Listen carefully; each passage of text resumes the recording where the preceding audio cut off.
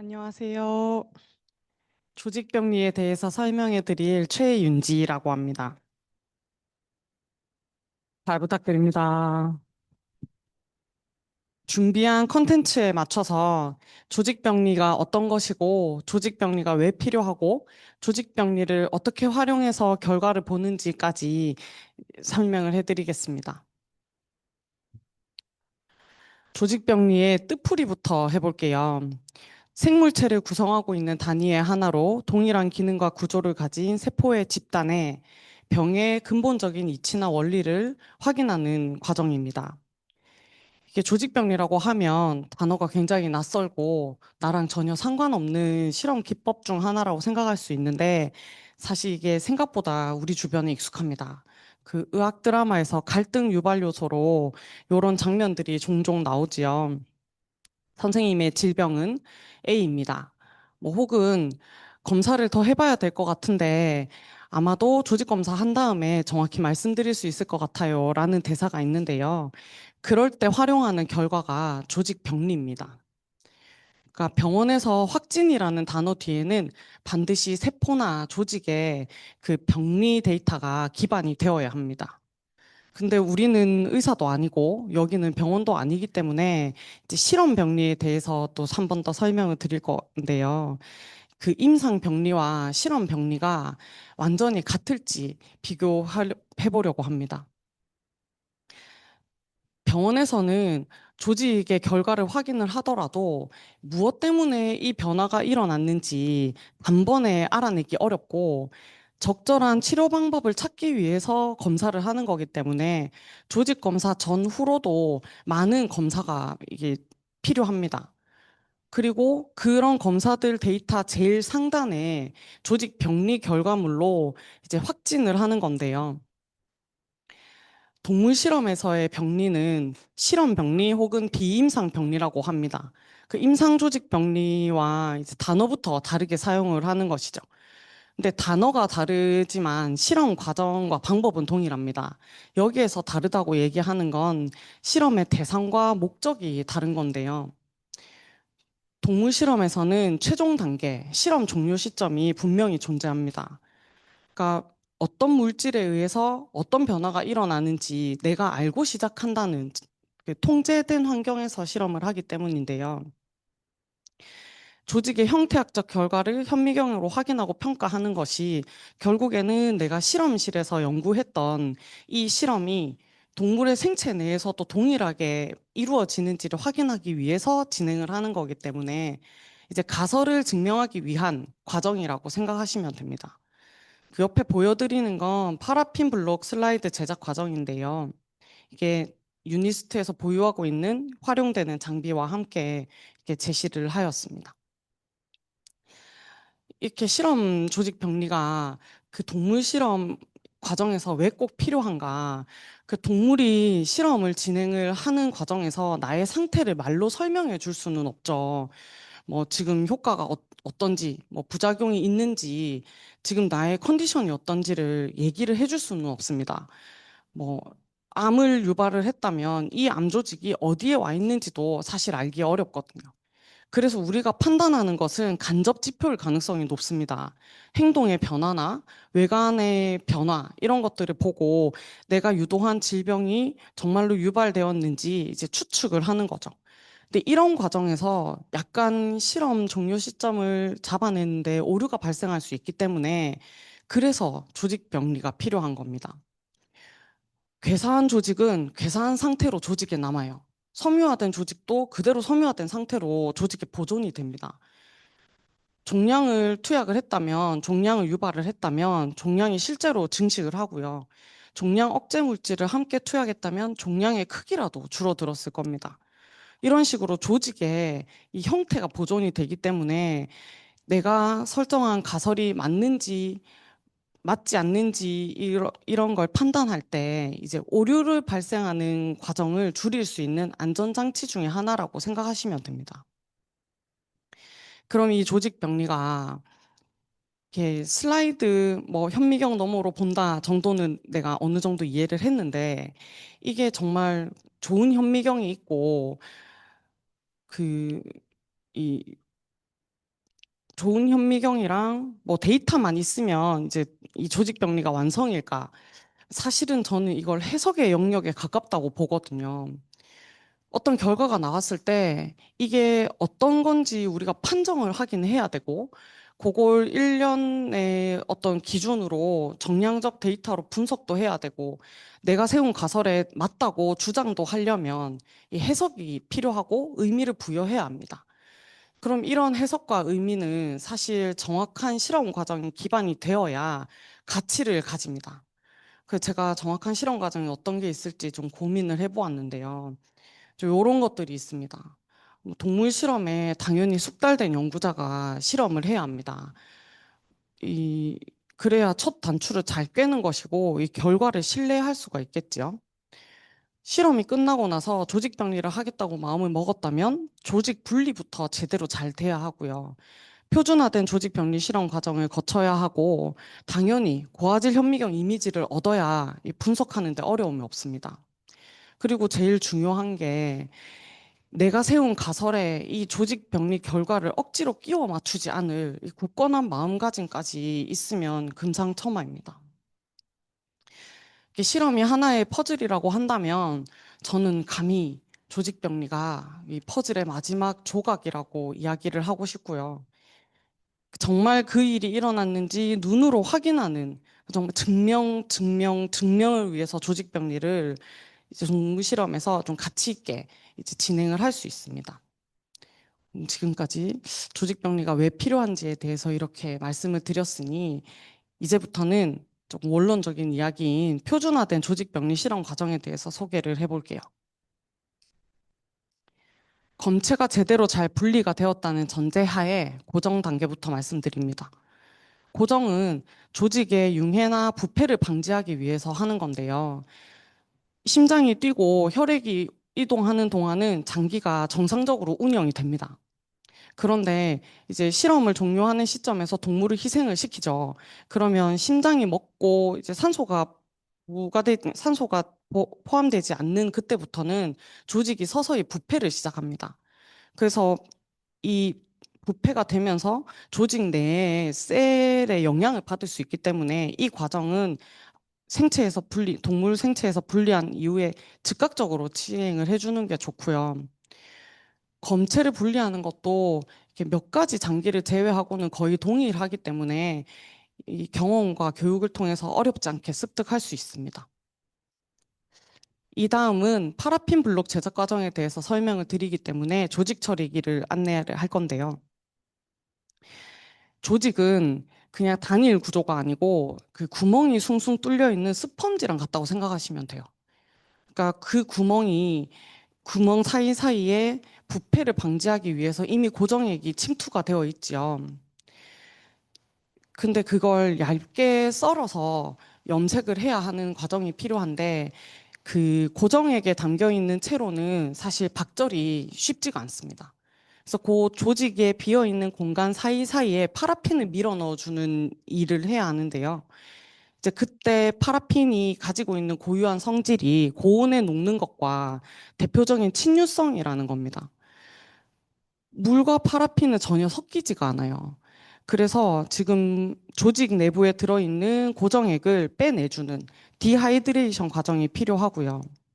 탈수가 완전히 이루어졌다고 하더라도 파라핀이 침투하는 데에는 용이하지 않기 때문에 대표적인 친유성 물질인 자일렌으로 한 번 더 워싱을 해줍니다.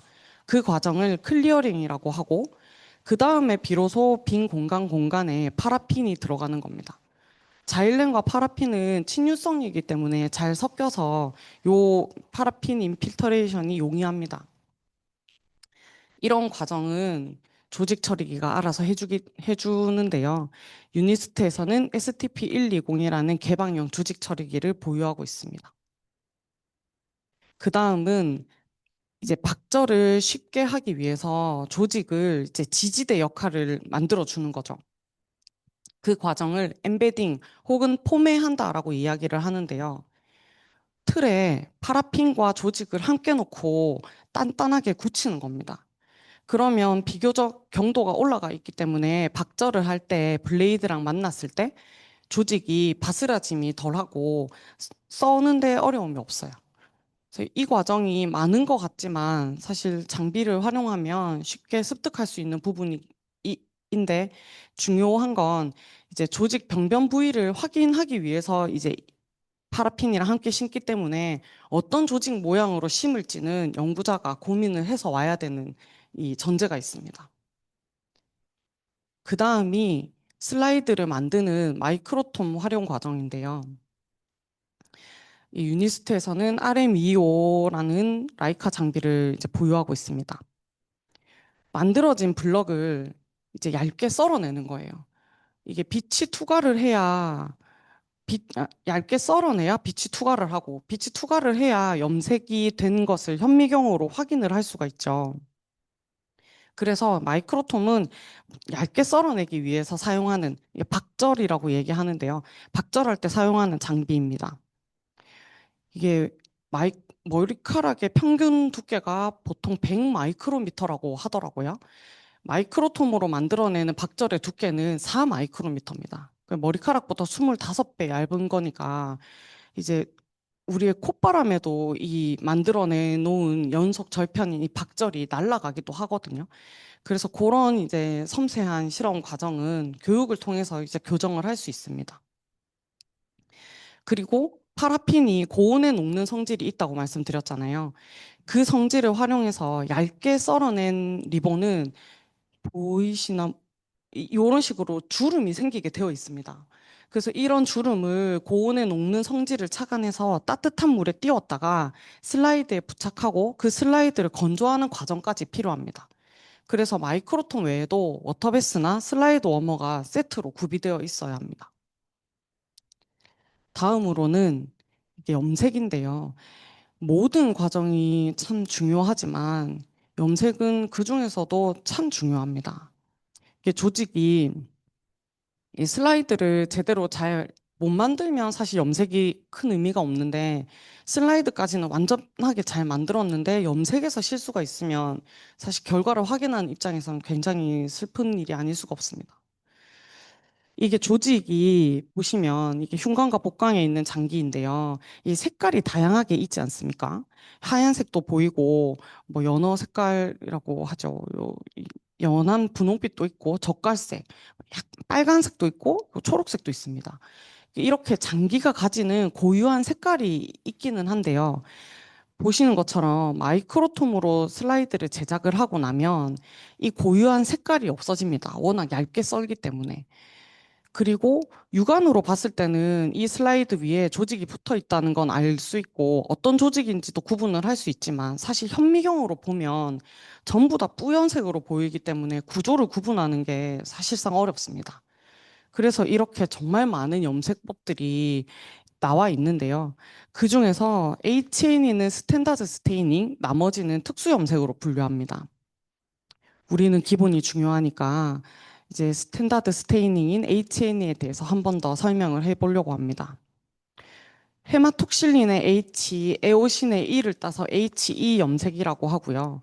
헤마톡실린은 핵을 파랗게 염색하고 에오신은 나머지 부분을 빨갛게 염색하기 때문에 구조를 구분하는 데는 HNE만한 염색이 없습니다. 또 과정이 엄청 많은 것 같지만 아까 그 조직 처리기를 사용했을 때처럼 파라핀, 자일렌, 에탄올 이 성질들을 이용해서 디파라핀을 해주고 함수 과정을 거친 다음에 염색제에 슬라이드를 노출시켜주고 마운팅을 하기 위해 디하이드레이션, 탈수 과정을 거친 다음에 커버 슬립으로 덮어주는 크게 이 5가지 단계를 통해서 HNE 슬라이드를 만드는 겁니다. 사실 이때부터 이 슬라이드가 정보라는 걸 가져요. 어디가 괴사했는지, 어디에 염증이 발생했는지, 뭐 어디가 섬유화가 이루어졌는지, 정상인지 이런 거를 이제 비로소 염색을 함으로써 이제 슬라이드가 드러나게 됩니다. 이런 일련의 과정들은 자유사용자 교육을 통해서 충분히 습득하실 수 있기 때문에 향후에 조직병리 실험을 예정하고 있다면 교육도 활용해 보시면 좋겠습니다. 이게 서울대병원 병리과 홍보 영상인데요. 파라핀 블록 제작 과정만 짧게 보여드리겠습니다.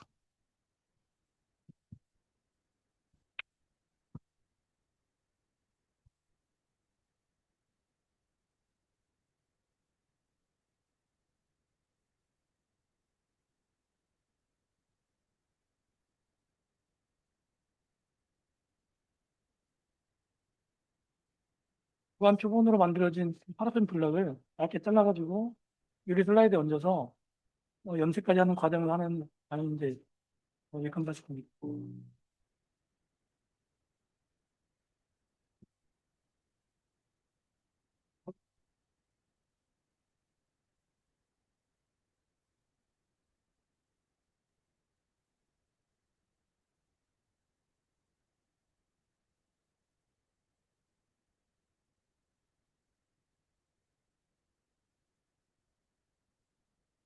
슬라이드 판독을 위해서 기본 조직 구조를 봐야 돼가지고 그 기본 조직 구조, 핵과 스포지를 볼 수 있는 염색이 이 H 염색인데 이 염색은 기본으로 다 해주고 있어요.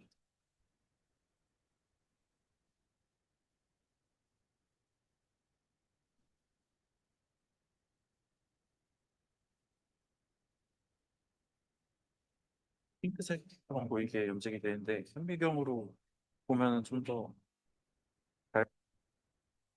어떠신가요?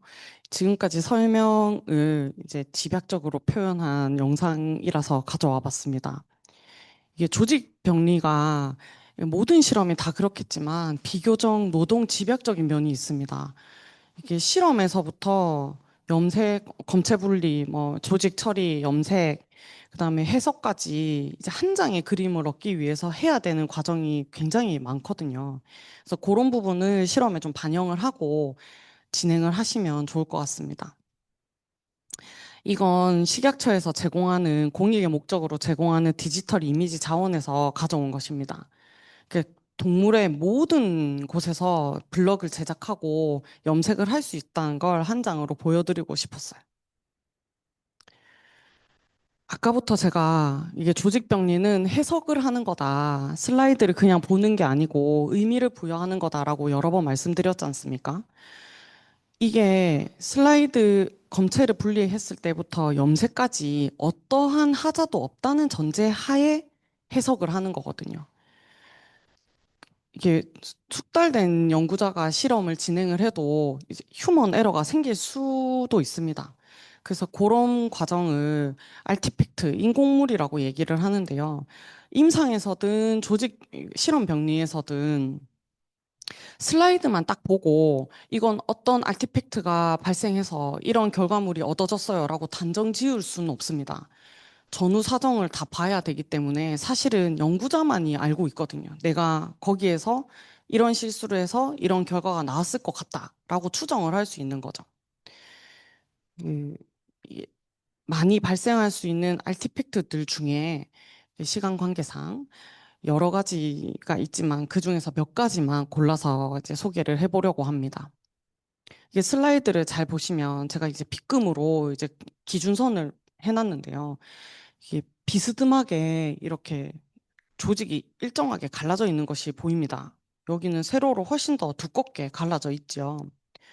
요거는 이제 탈수가 오래 진행된 조직일 경우에 혹은 박절하는 연구자의 능숙도가 낮은 경우에 칼날의 상태가 무딘 경우에 혹은 물의 온도나 블럭의 온도가 서로 맞지 아니할 때 이런 일이 혼재되어 발생을 합니다.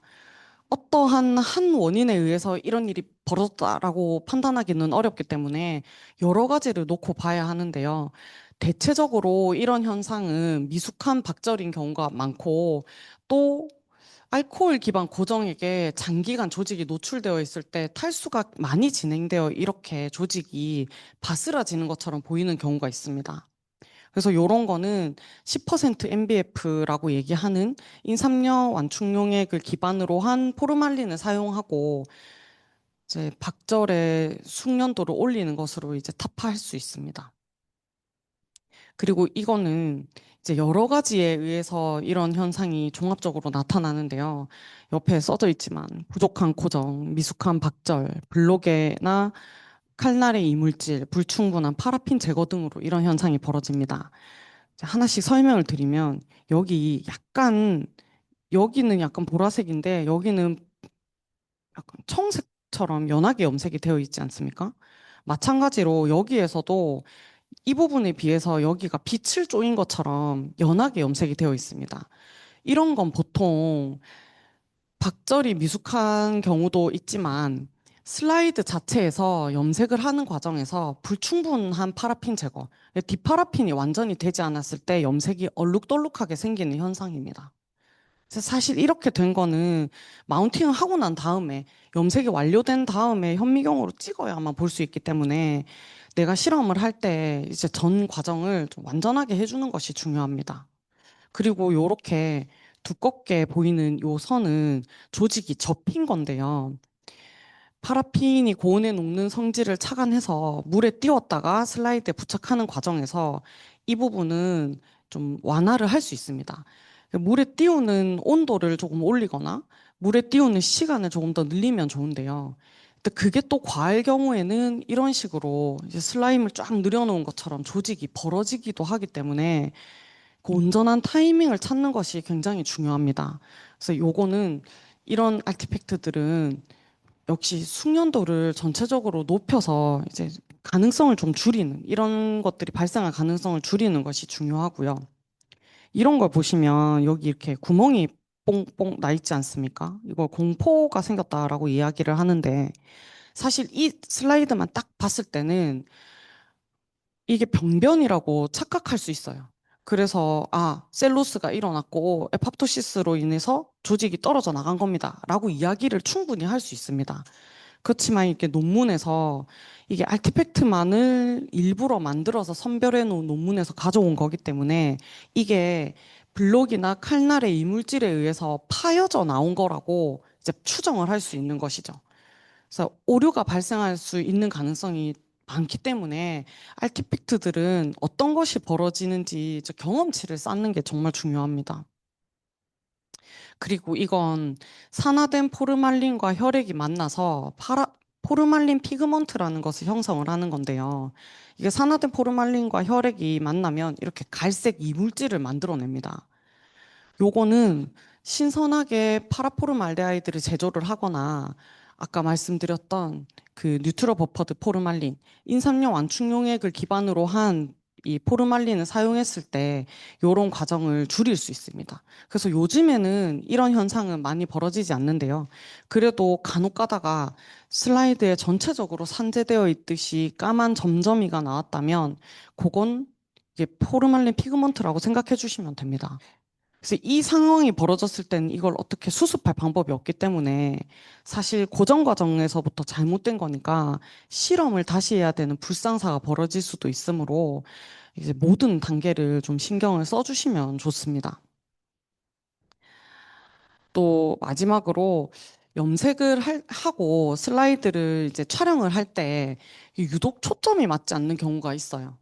그게 슬라이드 위에 조직과 조직 사이에 뭐 이물질이 들어가 있거나 조직이 겹쳐 있거나 하는 경우에 이제 그 주변만 초점이 안 맞는 경우도 있고 전체적으로 초점이 안 맞는 경우가 있는데 요 논문에서는 이제 슬라이드의 커버 슬립에 이물질이 이렇게 비산되어 있어서 초점이 전혀 맞지 않는다라고 이야기를 하고 있고요.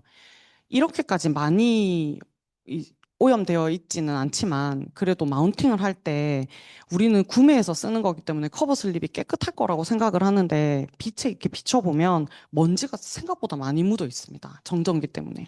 그래서 그런 걸 닦아내거나 씻어내는 과정이 꼭 필수적으로 필요하고요. 요런 게 같이 마운팅이 됐을 때는 역시 수습할 방법이 없기 때문에 처음부터 마운팅 할 때부터 여러모로 신경을 써주시면 좋습니다. 이제 지금까지 이제 이론을 설명을 드렸다면 실제로 실험한 결과를 보여드리고자 하는데요. 이 영상을 먼저 보시겠습니다. 동물이 같은 동물인데 한 마리는 A에 있는 동물은 열심히 움직이고 돌아다니고 있는 반면에 B에 있는 동물은 가만히 한 자리에서 웅크리고 있죠. 외관에서도 이게 차이가 납니다. A는 털이 고르고 이제 윤기가 있고 눈도 똑바로 뜨고 있는 반면에 B는 한껏 몸을 웅크리고 있고 털이 삐쭉삐쭉 윤기가 없는 상태로 솟아 있으며 눈도 꼭 감고 있습니다. 그 체온을 확인해 보면 더 드러나는데요. A는 손바닥을 마주대고 있는 것처럼 따뜻한 반면에 B는 얼음을 올려놓은 것처럼 차가웠습니다. 그러니까 혈액순환으로 체온을 유지하지 못할 정도로 장기의 기능이 망가져 있다라고 간접 지표로 활용할 수 있는 부분이기도 합니다. 이제와 늦은 질문이지만 어떤 동물이 정상일 것 같나요? 이게 부산스럽게 움직였던 A가 정상입니다. 그 B한테는 그 독성 물질, 이게 그 독성을 유발할 시험 물질을 이미 투여를 해놓은 상태입니다. 이렇게 간접 지표로 B가 상태가 좋지 않을 거라고는 추정은 하지만 무엇 때문에 좋지 않은지를 단정 지을 수는 없어서요. 역시 조직 병리를 해보는 겁니다. 이게 폐, 신장, 비장, 췌장 네 가지 조직을 분리를 했었고요. 이게 A가 정상 조직에서 분리한 그 슬라이드고 B가 아까 그 독성 물질을 투여한 동물에게서 얻은 슬라이드입니다. 같은 공간에서 놓고 보았을 때 B가 훨씬 더 뭔가 많이 들어차 있는 것 같고 빈 공간이 많지가 않고 훨씬 더 보라색이 많지요. A와 B의 조직 슬라이드에 그 차이가 있다. 폐조직의 구조의 차이가 보인다 정도만 보여도 괜찮습니다. 그리고 이건 윗줄, 아랫줄로 나눠서 비장, 췌장, 신장인데요. 아랫줄 그 검은색으로 테두리 해놓은 게 B에서 분리한 그 조직입니다. 그 윗줄과 비교해서 보았을 때 아랫줄은 그냥 마치 태풍이 쓸고 지나간 것처럼 핥히고 지나간 것처럼 빈 공간도 많고 벌어져 있고 찢어져 있고 이렇게 막 뭔가 뭉쳐져 있지요. 이 구조를 정확히는 모르더라도 내가 조직병리에 대해서 확실히 모르더라도 윗줄과 아랫줄을 비교해 봤을 때 아랫줄이 뭔가 잘못되었다라는 느낌만 있어도 오늘 세미나는 성공적입니다. 이게 비장, 췌장, 신장이 모두 기능을 완전히 상실한 상태, 완전히 망가져 있는 상태라고 할 수 있습니다. 실험을 할 때 내가 어떤 질병 모델을 유발을 한 다음에 실험을 진행을 할 거라면 본 실험에 들어가기 전에 그 질병이 제대로 유발되는지는 한 번은 확인을 해주는 게 좋습니다. 내가 100이면 100%그 약물을 처리하였을 때 1이라는 결과가 나온다고 하더라도 사실 내가 투약했을 때는 1.2가 나올 수도 있는 거고 2가 나올 수도 있기 때문에 그런 모델을 먼저 확인하는 것이 중요합니다. 그래서 저도 모델이 만들어졌는지를 우선적으로 확인을 한 것이고요. 실제 실험할 때는 CO7BL6라는 그 동물을 사용했습니다. 아까 질병을 유발하는 물질로 LPS를 선택을 했었고요. 아무것도 처리하지 않은 조직과 LPS를 처리했을 때의 조직 구조가 완전히 다르다는 걸 보여드릴 수 있습니다. 그리고 효능이 있다고 얘기하는 후보 물질로 맥세논이라는 물질을 선택을 했었었는데요. 맥세논과 LPS를 함께 처리하였을 때 아무것도 처리하지 않은 것과 같이 비슷한 양상으로 회복이 되는 걸 확인할 수 있었습니다. 이런 결과를 바탕으로 정량적 그래프도 만들어서 제시를 하였고요. 이 조직병리 결과만으로도 이 맥세논이 효과가 있다는 걸 증명을 할 수 있고, 그래서 이런 과학적 타당성의 인정을 받아서 이게 논문도 나오고 특허도 등재되어 있는 상태입니다. 지금까지 조직병리가 왜 필요하고 조직병리를 어떻게 하고 결과를 어디에다가 활용하는지까지 말씀을 드렸습니다. 이 조직병리가 결과 해석에 결정적이고 중요한 단서가 된다는 걸 유념을 해주시면서 이제 발표를 마치도록 하겠습니다. 감사합니다. 혹시 질문이 있으신가요? 네.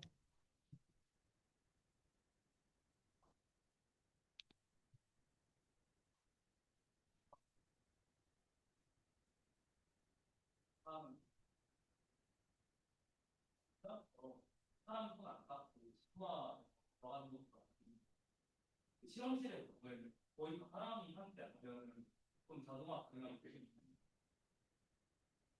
병원에서의 병리실은 사실 그 자동 염색기 외에는 전부 다 사람이 진행을 하고 있습니다. 그 많은 인원이 하기 때문에 하루에 발생하는 엄청난 양을 소화를 할 수 있는 것이고요. 그 또 병원에서 하는 실험은 파라핀 블럭보다 이 수술장에서 나오는 그 조직을 바로바로 염색을 하는 냉동 절편기, 그 파라핀 블럭, 프로즌 블럭을 더 많이 활용을 하고 거기에서 1차 진단을 한 다음에 파라핀 블럭을 제작을 하기도 하거든요. 저희는 이 유니스트에서는 조직 처리 이게 다른 과정들은 다 거의 동일한데 자동 염색기는 보유하고 있지 않습니다. 그래서 거기에서 약간 시간의 차이가 있습니다.